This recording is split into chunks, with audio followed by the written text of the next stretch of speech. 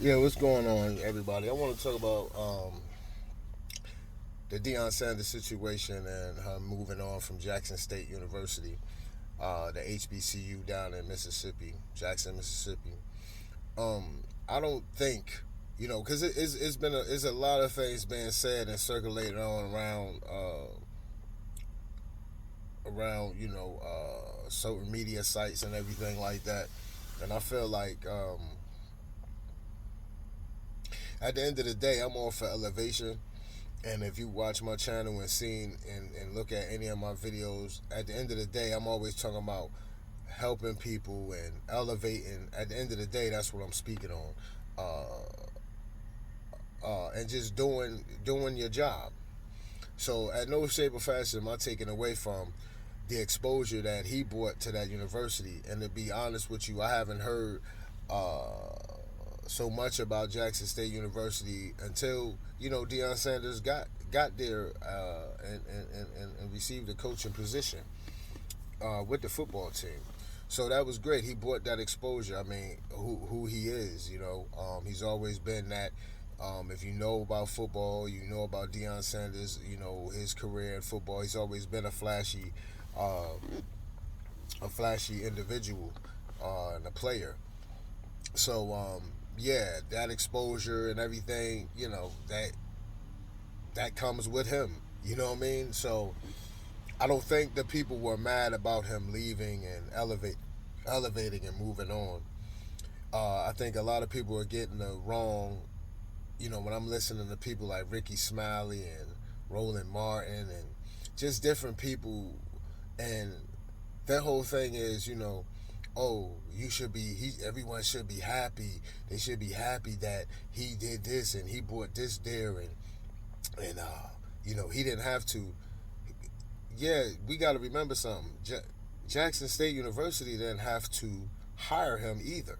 That's an institution, and they're HBCU, and this whole narrative about they didn't have money for this. Well, Deion Sanders knew that they didn't have money for certain things when he came to the school. He knew that when he applied to that for that coaching position. Okay, he knew that. So let's nix that all out the door. He knew about all of that. When he came in, his whole thing when he came in was he wanted to level the playing field and bring more uh, top level players to that HBCU and to shine a light on more HBCUs. Not like no one knew like the NFL and they don't know that there's some great quality players there. Um, and many players they choose to go to a HBCU versus those power top schools, quote unquote traditional universities. They choose to go to the many choose to go to a HBCU. Okay, so it's always been known that there are quality players and great players, same players that are on the same level. The schools just don't. The HBCUs, everyone knows that they don't get to exposure like those bigger universities. Okay, so we know that, but let's be clear. Many of these HBCUs were created in the late 1700s. You know, early 1800s. So Jack, Jackson State University was there before Deion Sanders came there, and they're gonna be there after. Their institution, and yes, he brought the exposure. But this narrative about because I played sports, I played football from a peewee all the way through high school. I could have went on to college and played on that level, but I chose to be a knucklehead at the time and just want to be, you know, just want to do my own thing. Okay, let's just say that. So I know what it is, and a lot of people are saying like, oh, well, he bought a he didn't pay for no freaking football stadium. He didn't pay for none of that school has an athletic department, and they may have not had the resources. They probably reached out to many people to help to support, and they probably couldn't get it. So Dion come with his name and who he is. He was able to make those things happen. He recommended that they get a new stadium and upgrade their facilities. I know this because when I played in high school ball, and my coach, our gym, our weight room was like trash. And our high school coach at the time, when he came in, he recommended that we get upgrade our facility. A lot of times, when you think on a level, I'm not taking nothing away. I'm just trying to make an example here. Like, sometimes you might have athletic directors. They some on that level, they don't have the pull. They don't have the connections. So they may be reaching out, and they just don't get people to respond to them because they look at like HBCU like, oh, I'm sorry, nobody's gonna ever see them. Nobody's gonna, they're kind of looking down some of these corporations. I'm not saying all of them, because we're not gonna sit here and act like they're not HBCUs that are making things shake and got a hellified name for themselves and everything like that. So we're just not gonna act like that. My problem is when they're acting as if he bought so much. They're like, oh yeah, he gave up his salary. How do we know that? My thing is, he's a businessman. I don't think that he would have paid for a football stadium. I'm not saying he can't do it, but I don't think he's paying for a football stadium, a whole weight room facility. I heard they got a swimming pool and a pool in there and everything. I don't think he's paying for all of that and taking a pay cut. And being that he didn't finish out his contract, his 4 years, he left in 3, has to turn around and gonna have to still pay them $300,000. I don't think all of that went down. We have to make this make sense. You think that if he really had went in his pocket and done all of that, you think he's gonna be down with if he left the way he left? You think that he was gonna want to have to still dig in his pocket and pay them anything after he bought all of that? What businessman is doing that? What business is doing that? You know what I mean? So yeah, at the end of the day, we can't sit here and act like he done all those things. He did not dig in his pocket. I ain't gonna believe it. Somebody gonna have to show me some receipts.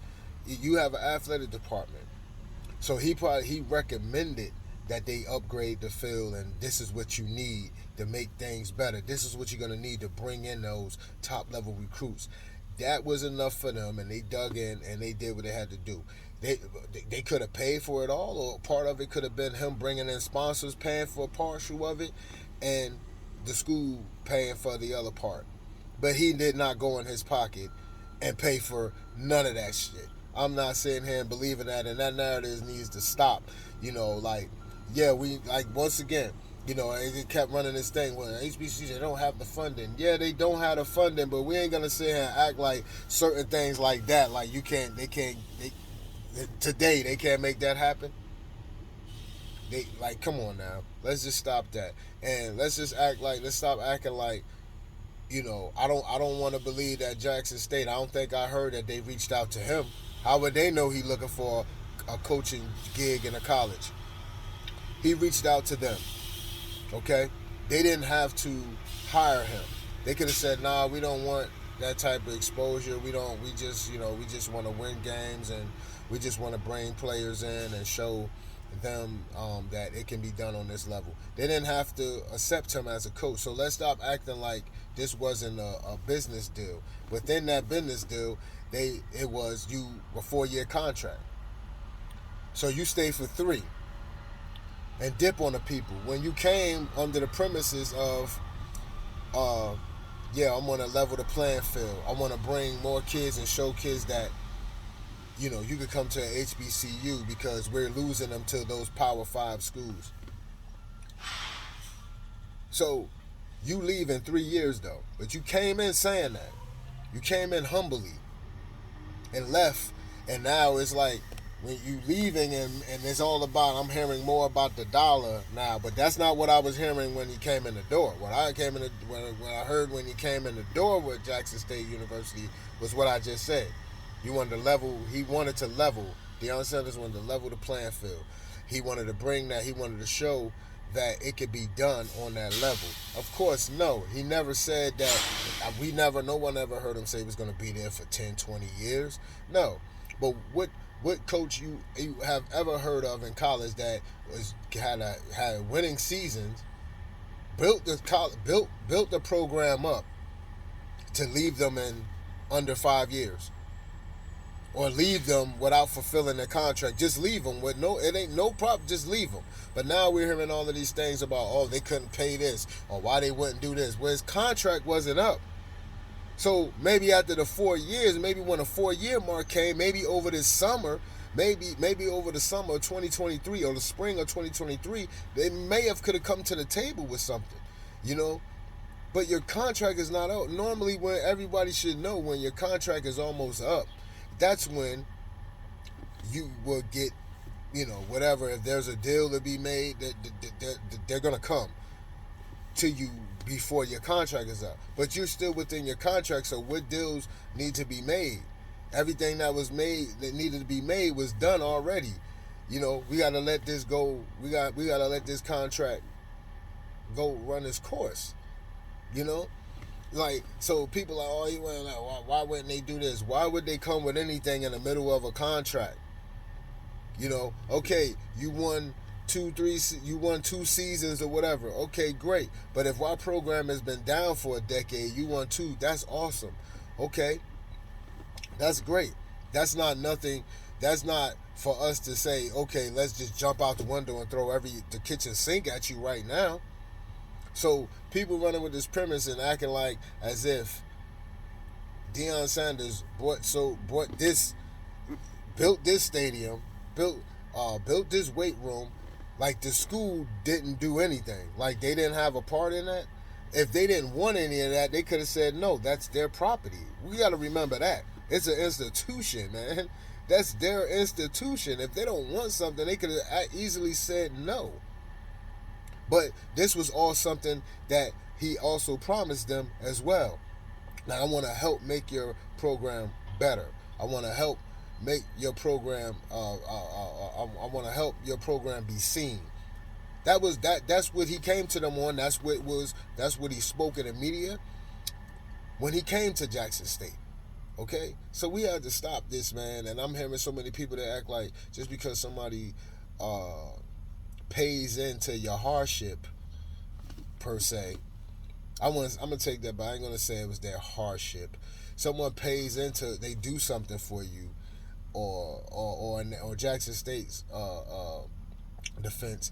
Someone like Deion Sanders brings this exposure that they should just deal with it. Like, yeah, he broke the contract. Yeah, just deal with it. But look what he did. This is what I'm hearing all around the different media sites and different blogs from different people like Ricky Smiley and Roland Martin. And I'm like, man, you are the same people that talk this talk that y'all be talking and talk about, always talk about people finishing their job and doing what they said they're gonna do. Yeah, he did what he said he was gonna do, but he didn't finish the job, man. Like you left them, you left the school in a way that you did not come to them. You came to them humbly, respectfully, and you left them on a disrespectful tip. Like, you didn't finish your contract, man, and you left for what reason? Let's think about the players here, okay? So when he first came in 3 years ago, you had players that came in that transferred from other schools. So when they got in that portal, when they transferred, they can't transfer anymore. So a lot of the kids are stuck there. So people say, oh, yeah, he could take. No, he can't. So the other issue is, even if there's the players that can leave and go to Colorado, that's going to be a conflict, and that's going to be a real problem, because Colorado wants to win, right? They hadn't won anything since '94, right? They hadn't had a winning season since then, right? Remember those years where Eric Bieniemy up there at Colorado, right? I used to watch them back then. One of the historic games was where Eric Bieniemy played for Colorado and Rocket Ismail was with Notre Dame. And I remember watching that game that Saturday night. That was a spectacular game. That was one for the books. If you can find that game, if you could go online or maybe go and come look through YouTube archives with Colorado versus Notre Dame back in '94. I want to say that was either '93 or '94. It was one of those 2 years. That was, yeah. If you know about Eric Bieniemy, he was a fast guy. Rocket Ishmael were, and they were running back kickoff returns in that game. Like, yeah, that was a spectacular. So that was one for the books back then. So they hadn't won anything since '94. They hadn't had a winning season. So my thing is, Deion Sanders should have known that then, right? So why not wait it? Why didn't you go to Colorado and try to get an assistant coach? Because they had coach going on then in 2018. So they had a coach or whatever then. So, but why didn't you try to apply for Colorado then and be assistant coach, and then wait for your time to maybe snatch a head coach job with them, or so why didn't you do it that way? Why did you go to Jackson State and and then just leave them without finishing your contract and then go jump to them? You see, if Jackson State would have never gave Deion Sanders his opportunity, he wouldn't have had the opportunity to coach. The traditional university wouldn't even look at him, okay? Because he didn't have any college coaching experience. So Jackson State gave him that experience. Let's be clear on that. Like, so people are talking and saying these things, and it's like, yo, man, I never went to Jackson State University. I did like one year of college, okay, but and that was like a community college years after I graduated high school, So I didn't even go right in after that because, like I said early on, I was just wanted to be a knucklehead. I could have went on to college and played ball, but I was being a knucklehead. Okay, so yeah, so like my thing is, why didn't you just apply for Colorado then? And Jackson State gave you an opportunity, okay, to be a coach for them. So yeah, some people might be upset. Some people will be grateful down there, but because you went down there, big fish in a little pond, and then you got all these entertainers or stuff coming to the games and things. If you've seen the footage and stuff, you know what I'm talking about. You see a lot of entertainers and stuff were coming to the games and things of that nature. They probably never had that many entertainers coming to their game that they didn't have to pay for. Because I'm for sure that the school probably didn't have that in their budget. So yeah, he probably paid for that out of his pocket, like having Snoop Dogg come down and just different other rappers and stuff that you would see. If you looked at some of the footage and stuff, like, you would see that he had coming to their games and coming in the locker room talking to the players and, just hyping the players up. The school probably never paid for that. Yeah, he probably paid for that out of his own pocket because the school's like, no, we don't have that. That's not in our budget. We don't even that we can't do. Now I can see that. But I'm not gonna sit here and being an athlete and know that I played before and know, like, there's athletic departments and there's just certain things like when people have they're just not gonna allow you to do certain things. Even if he wanted to pay for it out of his pocket, ain't no institution. I don't believe they're not gonna allow you to do that. You know what I mean? I'm not even gonna. It's an institution. They're not gonna allow you to do that. It's just certain things. They the principles they're gonna stand on. And at the end of the day, this thing is all about principle. It's the principle of it. It's the way things are done. And so many people that I've been listening to, they're forgetting that whole thing. It's the principle. It's not about him elevating. It's not about because Jackson State couldn't pay him. Deion Sanders knew this coming in that they couldn't pay him. He's seen an opportunity where he could go in and be the big fish in a little pond. He knew with his stardom, his fame, that he can bring that exposure. He knew that. He played on it. He did it well. He brought the exposure. He did that. But then you had a commitment to the school. Outside of all of the other stuff, you had a commitment that you didn't follow through. And if you listen to him talk, he was always talking to the players about commitment and being stand up and handling your position and playing your position. But you had a commitment, Deion. You didn't fulfill your commitment. If Colorado wanted you that bad, they would have waited for you. You had one more season. You had another year to finish out with Jackson State University football team. If they really wanted you, they would have waited. But let's not forget, his first year, there was whispers after his first year was many schools that was vying for him. So let's not act like, we didn't know that or we didn't hear that. Maybe some of y'all didn't hear it, but I did. But that's my time, yo. I just wanted to chime in with that. I'm out.